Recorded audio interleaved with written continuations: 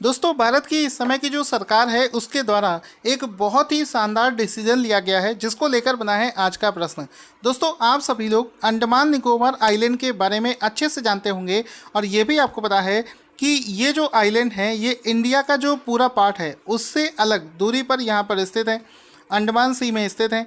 तो यहाँ पर इनके बीच में जो इंटरनेट की कनेक्टिविटी थी वो पूरे भारत के कंपैरिजन में बहुत ख़राब थी, लेकिन हाल ही में एक ऐसी चीज़ करी गई है जिसकी वजह से ये जो अंडमान निकोबार आइलैंड है यहाँ पर 400 जीबीपीएस तक की इंटरनेट स्पीड को एक्सेस किया जा सकता है और ये अब पहले से ज़्यादा बेहतर तरीके से कनेक्टिविटी हो पाएगा और ये पूरे भारत के साथ में और शानदार तरीके से कनेक्ट हो पाएगा। तो इसको लेकर आज का प्रश्न क्या बना है वो समझते हैं। यहाँ पर ये बहुत बड़ा डिसीजन मैं मानूंगा। क्वेश्चन बनेगा कि बेहतर इंटरनेट कनेक्टिविटी के लिए पोर्ट ब्लेयर को किस शहर से ऑप्टिकल फाइबर केबल से जोड़ दिया गया है। तो यही डिसीजन जो हाल ही में लिया गया है, इसको प्रधानमंत्री मोदी जी ने वीडियो कॉन्फ्रेंसिंग के माध्यम से इसको इनॉग्रेट भी किया है। इसको चेन्नई शहर से जोड़ दिया गया है। तो भारत का आप नीचे का नक्शा देखोगे, यहाँ पर आपको एक फ़ोटो भी दिखा देता हूँ। तो ये जो अंडमान निकोबार आइलैंड है ये यहाँ पर आप देख सकते हो ये पूरा वाटर है। तो ये डिसकंटिन्यूस पार्ट है इंडिया का। तो यहाँ पर इस चेन्नई शहर से इस पोर्ट ब्लेयर को कनेक्टिविटी प्रदान करी गई है किस चीज़ से, OFC यानी कि ऑप्टिकल फाइबर केबल। ये एक ऐसी केबल होती है जो कि बहुत ही तेज़ स्पीड का इंटरनेट प्रोवाइड करवाती है। तो ये ऑप्टिकल फाइबर केबल के माध्यम से चेन्नई को पोर्ट ब्लेयर से जोड़ दिया गया है। तो यहाँ पर आपको एक चीज़ बता देता हूँ कि चेन्नई शहर को इससे जोड़ा गया है और इसमें वीडियो कॉन्फ्रेंसिंग के माध्यम से इसका उद्घाटन श्री नरेंद्र मोदी जी के द्वारा किया गया है।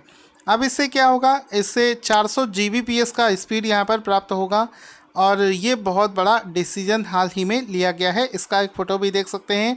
इसमें देखो लिखा है the iconic Andaman and Nicobar island, ठीक है, टू बिकम डिजिटली इंडिपेंडेंट। अब इससे क्या होगा, चूँकि बहुत बेहतर कनेक्टिविटी यहाँ पर मिल रही है, इस वजह से सरकार की जितनी योजनाएं हैं उनको बहुत अच्छे तरीके से वहाँ पर चलाया जा सकता है। वीडियो कॉन्फ्रेंसिंग हो पाएगी, सरकारी योजनाओं का सारा काम हो पाएगा। और ये जो कनेक्टिविटी है आपको पता है, चूँकि बीच में एक बहुत बड़ा समुंदर है, तो under water fibre optic cable को बिछाया गया है जिसके माध्यम से ये सुविधा प्राप्त हो पाई है। अब इस वाले पार्ट का मैप अगर देखें तो ऊपर वाला आइलैंड ये पूरा होता है अंडमान और ये नीचे वाला जो है ये है निकोबार।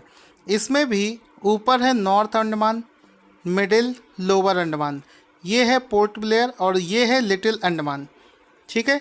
नीचे कार निकोबार, बाकी सारे ग्रेट निकोबार और लिटिल निकोबार का भी फ़ोटो आप यहाँ पर देख सकते हैं। दोस्तों, अब अगले क्वेश्चन में हम एक जिस देश के बारे में बात करेंगे उसकी किस्मत इस समय बहुत ज़्यादा ख़राब है। ये देश है मॉरिशस और मॉरिशस देश जो है इनका सबसे बड़ा बिजनेस जो है, सबसे पैसा बड़ा जो आमदनी का सोर्स है वो है टूरिज़्म। और चूंकि इस समय पूरी दुनिया में कोविड-19 चल रहा है तो इस वजह से इस देश में टूरिज़्म भी बहुत कम है। इस वजह से ये पूरी तरीके से लगभग कह सकते हो इकोनॉमिकली डाउन हो चुका था। अभी एक बहुत बड़ी प्रॉब्लम आ गई है। प्रॉब्लम ये आ गई है कि जापान से आने वाला एक शिप था, ये आप उस शिप का फ़ोटो देख सकते हैं, उसमें बहुत बड़ी मात्रा में ऑयल भरा हुआ था और ये मॉरिशस के पास में पहुंचकर ये किसी पहाड़ी से टकरा जाता है, जिसके बाद में इसका जो ऑयल है वो लीक कर जाता है। तो आप देख सकते हो मॉरिशस जो कि एक आइलैंड कंट्री है, इसमें चारों तरफ इस तरीके से पूरा जो ब्लैक ऑयल है ये फैल जा रहा है समुद्र में। तो वहाँ पर इमरजेंसी घोषित कर दी गई है। आप ये सैटेलाइट इमेज भी देख सकते हैं कि पूरा इस तरीके से ये समुंदर जो है ये काला पड़ चुका है। तो ये बहुत बड़ी समस्या वहाँ पर आ गई है। तो इसमें प्रश्न बनेगा कि अगस्त 2020 में, यहाँ पर जुलाई नहीं अगस्त होगा, अगस्त 2020 में किस आइलैंड देश ने स्टेट ऑफ इन्वायरमेंटल इमरजेंसी घोषित कर दिया है। तो मॉरिशस इसका राइट आंसर हो जाएगा कि हाल ही में मॉरिशस देश जो है, मॉरिशस देश ने state of the environmental emergency घोषित कर दिया है। किस वजह से किया है ये मैं आपको बता चुका हूँ, एक बार अच्छे से देख लेंगे कि यहाँ पर जापान का एक शिप है जिसका नाम है MV वाकाशियो। तो MV वाकासियो ये एक शिप है जो कि मॉरिशस के दक्षिण पूर्वी तट पर एक चट्टान से टकरा गया था। जुलाई के समय की बात है। तो टकराने के बाद में पूरा उसका ऑयल जो है ये वहाँ पर फैल चुका है। और ये समुंदर आप देख सकते हैं, वहाँ के लोग इतने ज़्यादा कोऑपरेटिव हैं, हज़ारों की संख्या में लोग दौड़ पड़े हैं अपने शहर को बचाने के लिए। और जितना भी बॉर्डर एरियाज़ पर ये जो किनारों पर ये जो तेल फैला हुआ है उसे लोग अपने हाथों से भर भर कर निकाल रहे हैं।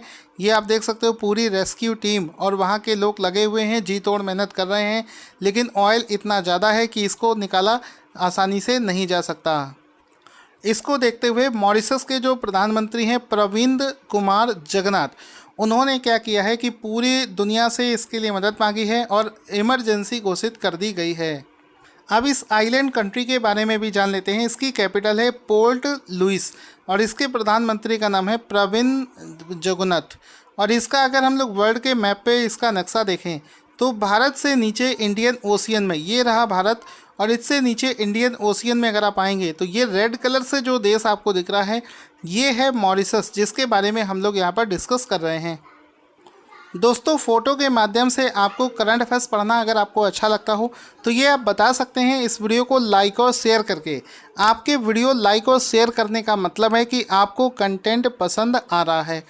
अगला प्रश्न है कि हाल ही में रक्षा मंत्रालय ने अगस्त 2020 में आत्मनिर्भर भारत अभियान के तहत कितने रक्षा उपकरणों के आयात पर रोक लगा दी है? तो आंसर हो जाएगा 101। देखो, भारत क्या चाहता है, भारत बनना चाहता है आत्मनिर्भर, और इसके लिए उसने क्या किया है कि अब भारत ने डिसाइड किया है कि 101 ऐसी डिफेंस इक्विपमेंट हैं जो हम दूसरे देशों से अपने देश के लिए आयात नहीं करेंगे। कारण क्या है कि हम इसको स्वदेशी रूप से डेवलप करेंगे। जब तक ऐसे कठोर डिसीजन हम नहीं लेंगे हम बनाना नहीं सीख पाएंगे। तो यहाँ पर अभी जो अगस्त 2020 में, हो सकता है सितंबर में कोई डिसीजन और ले लिया जाए, हो सकता है 101 से ज़्यादा वस्तुओं को रोक लगा दी जाए, लेकिन अगस्त याद रखना, अगस्त 2020 तक 101 आइटम्स पर बैन लगा गया है। तो ऑप्शन नंबर 20 का राइट आंसर हो जाएगा। अगला प्रश्न है कि हाल ही में फ्लिपकार्ट ने किस राज्य की one district one product ODOP योजना के साथ एक समझौता ज्ञापन पर हस्ताक्षर कर दिए हैं? तो आंसर बनेगा यहाँ पर Uttar Pradesh. Option number A इसका राइट आंसर हो जाएगा कि हाल ही में फ्लिपकार्ट ने यूपी उत्तर प्रदेश के साथ में मिलकर एक हस्ताक्षर किया है, जिसके अनुसार ये पूरे वन डिस्ट्रिक्ट वन प्रोडक्ट योजना जो है, इसके तहत करना क्या होगा, इसके तहत ये होगा कि जो लोग इकोनॉमिकली फेस कर रहे हैं प्रॉब्लम, कौन लोग, कारीगर लोग, बुनकर लोग, शिल्पकार, इन सभी को मदद प्रोवाइड कराई जाएगी। इनको एक ऑनलाइन चैनल उपलब्ध कराया जाएगा, यानी कि इनके द्वारा बनाए गए प्रोडक्ट्स को ऑनलाइन देश के अलग अलग भागों में पहुंचाने के लिए फ्लिपकार्ट इनकी सहायता करेगा, इनको ट्रेनिंग देगा और किस तरीके से प्रोडक्ट को ऑनलाइन बेचा जा सकता है इसके बारे में जानकारी प्रदान करेगा। यूपी के CM सभी लोग जानते होंगे, राज्यपाल का नाम है आनंदीबेन पटेल। साथ ही साथ में अगर आपका एग्ज़ाम पास में आने वाला है तो आप हमारे करंट अफेयर्स को परचेस भी कर सकते हैं। इसके PDF नोट्स आपको मिल जाएंगे और आप इसको एग्ज़ाम के लिए तैयारी कर सकते हैं। हाल ही में किस संगठन ने स्पॉटेड भारत में तेंदुए के अवैध शिकार और अवैध व्यापार पर एक नज़र नाम से रिपोर्ट जारी करी है? तो आंसर हो जाएगा, एक इंटरनेशनल ऑर्गेनाइजेशन है ट्रैफिक नाम की ऑर्गेनाइजेशन ने इस रिपोर्ट को जारी किया है। इस रिपोर्ट में क्या होगा, साफ साफ दिख रहा है कि भारत में तेंदुओं का जो अवैध शिकार होता है और अवैध व्यापार होता है उसको लेकर ये रिपोर्ट होगी और इसको ट्रैफिक के द्वारा जारी किया गया है। ठीक है, इस रिपोर्ट का नाम इंग्लिश में देखेंगे, spotted in illegal wildlife trade, a peek into ongoing poaching and illegal trade of leopards in India. ये इसका पूरा थीम रिपोर्ट हो जाएगा।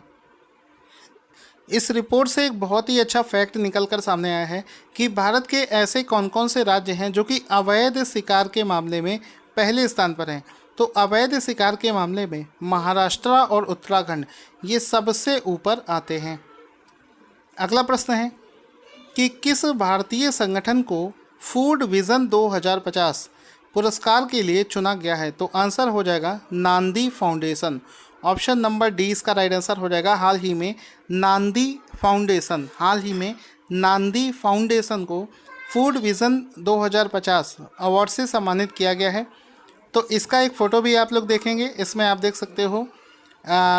देखो ये फ़ोटो नांदी फाउंडेशन का आप ये फ़ोटो लिखा है और इसमें लिखा है रॉक फेलर फाउंडेशन, जो फूड विज़न प्राइज़ देता है उस ऑर्गेनाइजेशन का नाम है रॉक फेलर।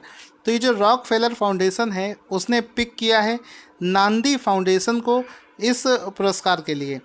तो ये जो नांदी फाउंडेशन है ये आनंद महिंद्रा के द्वारा चलाया जा रहा है, उन वही इस संस्था को समर्थित हैं, उसके द्वारा ये चलाया जा रहा है। और इसका विज़न आप देख सकते हैं कि लोगों को भूखे लोगों को खाना प्राप्त करवाना ये इसका लक्ष्य है, जिसके चलते ही इसको ये पुरस्कार दिया गया है। वर्ल्ड बायोफ्यूल डे, विश्व जैव ईंधन दिवस किस दिन मनाया जाता है? तो प्रत्येक वर्ष 10 अगस्त को वर्ल्ड बायोफ्यूल डे मनाया जाता है। तो ऑप्शन नंबर 20 का राइट आंसर हो जाएगा कि वर्ल्ड जैव ईंधन यानी कि बायोफ्यूल डे 10 अगस्त को प्रत्येक वर्ष मनाया जाता है। वर्ष 2020 का जो इसका सब्जेक्ट है वो है बायोफ्यूल्स टूवर्ड्स आत्मनिर्भर भारत, ये इसका सब्जेक्ट हो जाएगा, जो कि आपको पता होना चाहिए।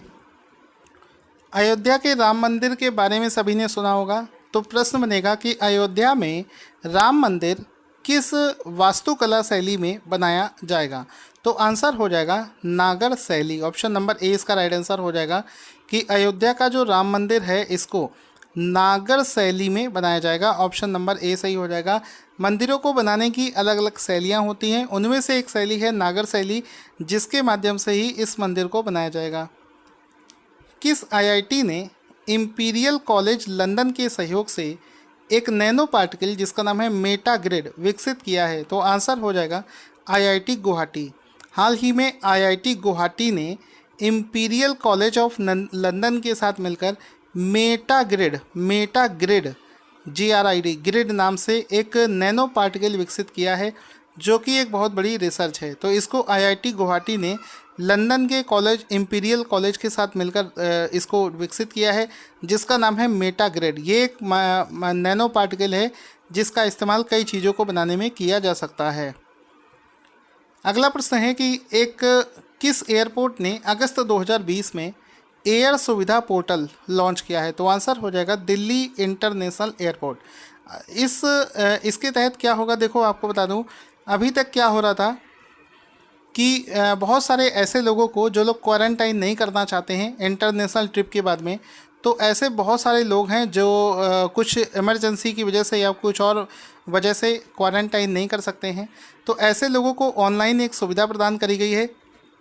इसके बारे में वो फिजिकली एयरपोर्ट पर ना आकर ऑनलाइन फॉर्म्स के माध्यम से अपनी सारी जानकारी दे सकते हैं, जिसके बाद में मिनिस्ट्री डिसाइड कर सकती है कि उस व्यक्ति को इमरजेंसी के केस में क्वारंटाइन ना किया जाए।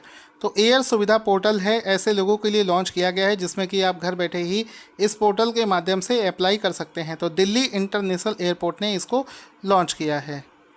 दोस्तों आज का क्वेश्चन जिसका आंसर आपको देना है कि हाल ही में WTF स्पोर्ट्स ने किसे अपना नया ब्रांड एम्बेसडर बनाया है? इसके बाद में दूसरा प्रश्न है कि हाल ही में UPSC के नए चेयरमैन कौन बनाए गए हैं? तो ये दो चीज़ों के आंसर आप लोग कमेंट बॉक्स में लिखना ना भूलें। अगर आपको वीडियो अच्छा लगता है तो आप इसे लाइक और शेयर करके सपोर्ट करें।